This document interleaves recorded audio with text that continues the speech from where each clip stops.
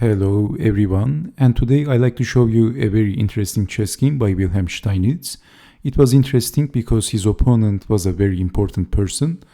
His opponent was a very famous and a very important Irish astronomer and philosopher.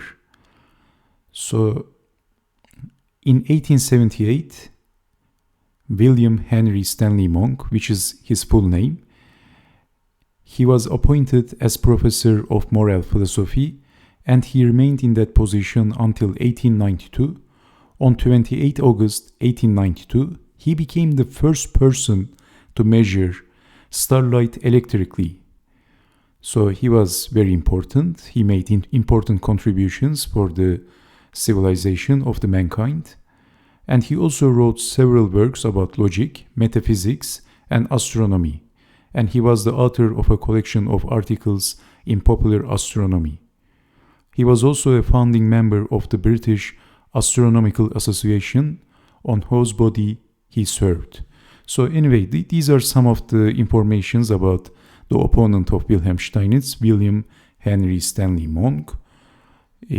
So he was a professor and a very important scientist and a philosopher. So let's see what happened in this chess game. This was from a Simul, a 16-board chess Simul from 1881 in Dublin, Ireland.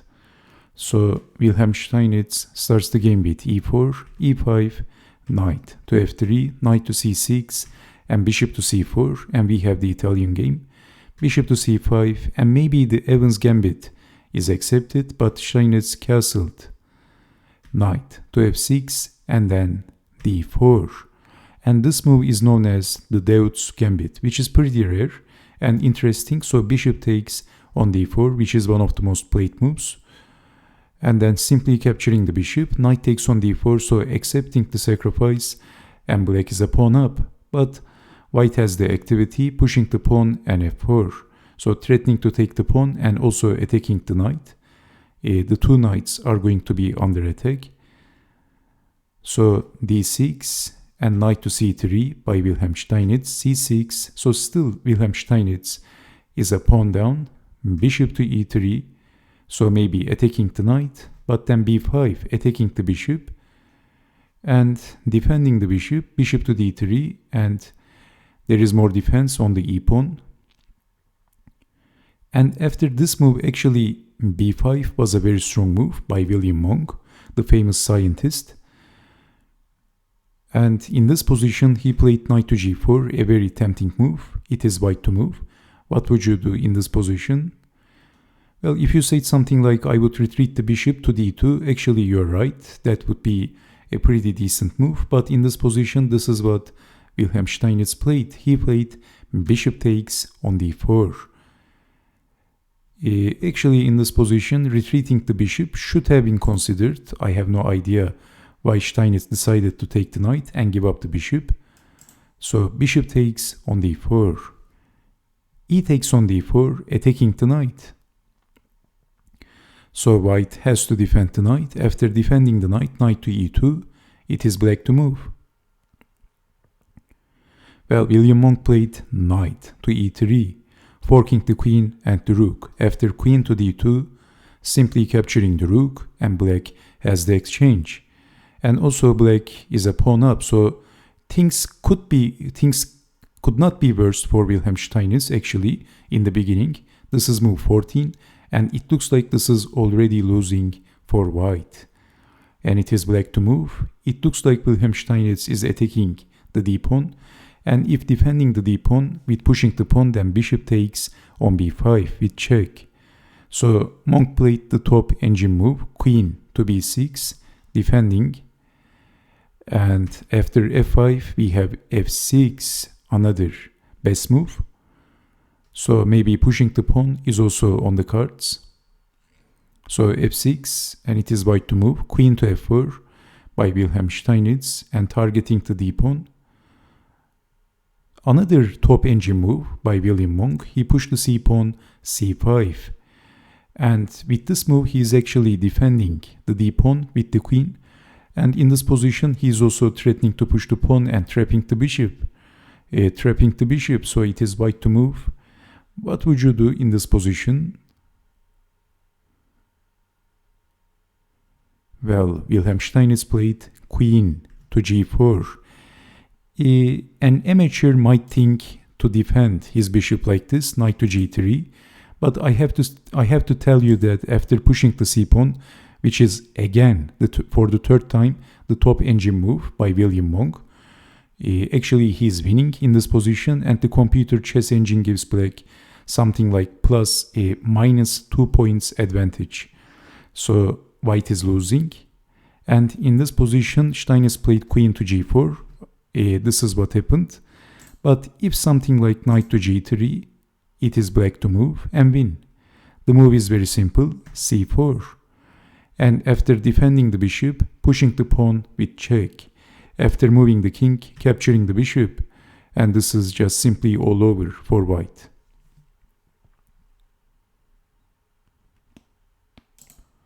So c5 and queen to g4 by Wilhelm Steinitz. And still c4 by Wilhelm Monck. And this is trapping the bishop, but queen takes on g7. Rook to f8, defending the rook, and then knight to f4 by Wilhelm Steinitz. So far, every move of Wilhelm Monck was very precise and very accurate so far. Since from the beginning of the game, he actually played some of the best moves, or the top engine moves. And in this position, actually, for the first time, Wilhelm Monck played a very bad move. Well, he played c takes on d3. But in this position, actually queen to b7 should have been considered. But after knight to f4, actually capturing the bishop was a very tempting and a completely normal move, a human mistake. And in this position, actually white has a very strong move, and Wilhelm Steinitz played knight to d5. And this move came with a tempo, attacking the queen. Now, first of all, number 1, threatening checkmate. Number 2, attacking the queen. And number 3, he can also play knight to c7, and it looks like this is very dangerous. Now you know why queen to b7 should have been considered, because there is no time for knight to d5. This is also attacking the queen. So after knight to f4, this was a very premature capture, but it is also understandable. It was very tempting, and Steinitz played knight to d5. Don't forget that Wilhelm Steinitz was basically the world chess champion at that time. He was unofficially recognized world chess champion. So this is 1881. But 5 years later, he was going to be the official world chess champion anyway. So had Wilhelm Monck defeated Wilhelm Steinitz, I'm sure in his Wikipedia article, they would mention about that. It would be interesting, but unfortunately, after knight to d5, black is losing. So basically, he was only a move away of defeating the world chess champion at that time. Instead of capturing the bishop, had he played queen to b7, it would be a different story. So where is the queen going? This is both attacking the bishop and attacking the queen. So exchanging the queens, and actually this is a losing position. Look at the pawns, look at the pawn structure of black. Black is dominating. So, but in the real chess game, we have c takes on d3.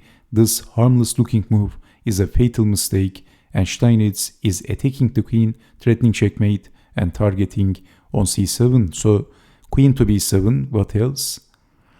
You might say, what happens if rook to f7? Then we have check, check, defending the rook, what else? Check, forking the king and the queen. So threatening checkmate, attacking, check, check, and basically losing the queen eventually, and defending is not so easy. So in this position, we have knight to d5, queen to b7, but it is too late because white played a crashing move. What would you do in this position? The move is knight to c7. Now there is two alternative moves. One is moving the king. The other move is losing the queen with capturing the knight, giving up the queen. And this is the suggestion of the computer chess engine. Engine says queen takes knight only for surviving. So king to d8 happened by Wilhelm Monck, and Steinitz played knight to e6, forking the king and the rook. Only two alternative moves, moving the king or capturing the knight with the bishop and losing the queen. This is what happened in the real chess game. But let's take it back. What happens if moving the king? If moving the king, then capturing the rook and punishing black. After c takes on d3, the threat is rook to c1, and you can't defend the checkmate threat. Queen to f7 or queen to d8, and if something like a queen to c6 to defend on rook to c1, then queen to f7 or queen to d8 is checkmate immediately, because that is blocking the escape square with the queen. So, okay, knight to e6, and then Steinitz simply captured the queen. Queen takes on b7, defending the rook, but not the bishop, attacking the queen. Steinitz checks the king, and Monck resigned. If moving the king, simply capturing the rook, which is not hard to imagine, of course. And if something like blocking, I think capturing is crushing immediately, because if you move the king, getting checkmated. So what do you think about this chess game? What do you think about the performance of Wilhelm Steinitz against the famous scientist of the time, William Monck, a very important, respectable scientist and professor of that time? He made a terrible blunder against Wilhelm Steinitz, and that was a completely human, understandable blunder. So he basically captured the bishop, and then he paid the price heavily. Knight to d5, he didn't see that. So everything is falling apart after this. Can you believe it? Would you believe it? He was only a move away of defeating Wilhelm Steinitz.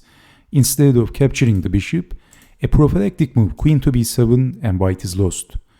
I think it is lost for white. It is very difficult. So even Houdini would not be able to survive this as white after this move. But he didn't see it. So William Monck didn't see it. And okay. So thank you very much for watching, and I hope to see you next time. Stay safe, take care, and bye-bye.